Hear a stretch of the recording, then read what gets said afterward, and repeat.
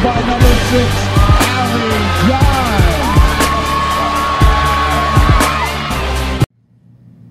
Hello, SWU Nation, and welcome back into another edition of the Southern Wesleyan University Athletics Coaches Show. I'm Cory Truax, your host, and we're coming to you, as always, from the heart of Southern Wesleyan Athletics here in Central South Carolina. Coming off of homecoming weekend, we are joined by head women's soccer coach, Tom Price. Thanks for joining us, sir. Thank you. We have a lot has happened since you were on the Coaches Show last. I want to cover several things. One of them is going back to September 15th with an impressive win over Converse College.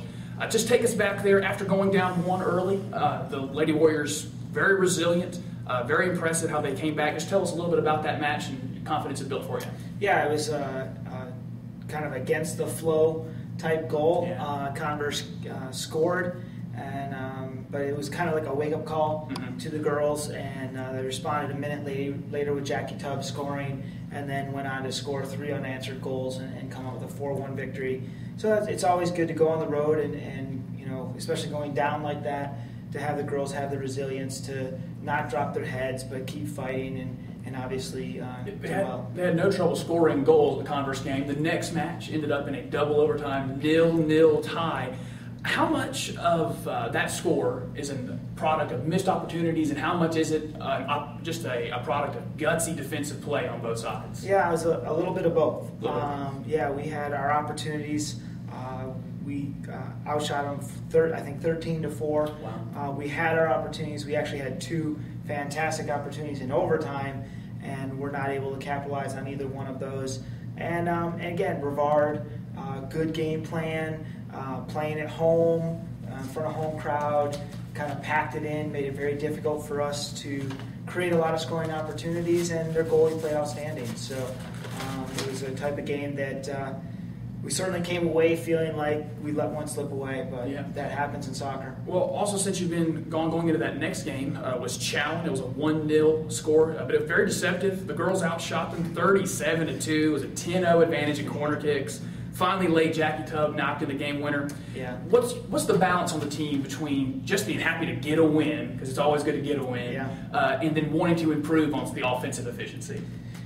Well, again, obviously that's where we're struggling right now. We're really having a hard time making that final connecting pass, and you know, a lot of shots against Chowan. Very, very good goalkeeper. I think she had, of the 37 shots, 25 on goal. She had 24 saves. Wow. That's a lot of saves for a keeper in a soccer match. And she really almost single-handedly kept them, or she did single-handedly keep them in the game. And then finally, again, patience prevailed, and we were able to get the game winner on a good secondary run by Jackie.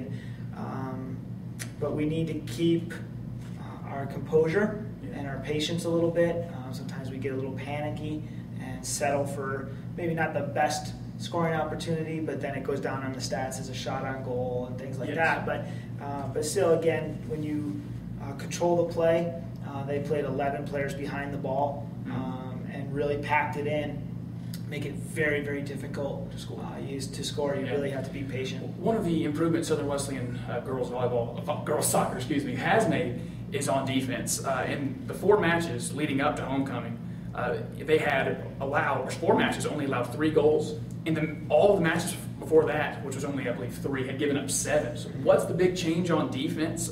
What's changed to be more successful on that side? And also specifically, how are you feeling about Carissa McNabb's playing the goal as of late? Yeah, I mean, a little bit has to do with the opponent. And Northwood was a very good side.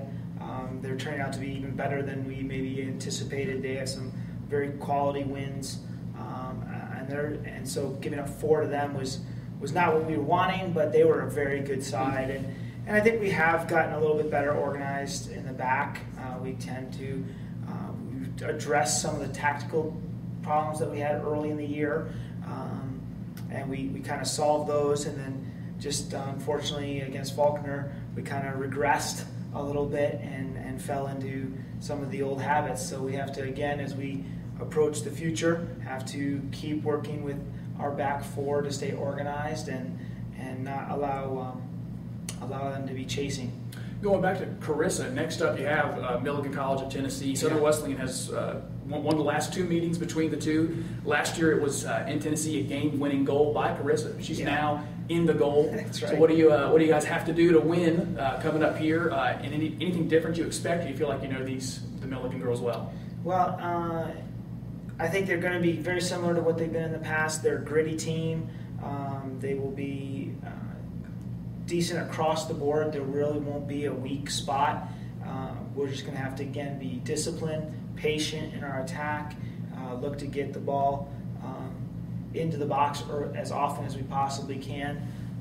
But they'll match up very well. It's been tight matches. Last year, again, was kind of a highlight for us with scoring or tying the game with 3 seconds left on the clock, and then having we were injury riddled, and our backup keeper Chris McNabb last year scored the game winner in overtime. So definitely a highlight from us last year. I know I can imagine Milligan really wanting to make a statement, so we'll prepare mentally for a team that's going to want to come out and really make a statement. So. Yeah. And on that Milligan game, remember you can check out SWOathletics.com to keep up with that game as it's going.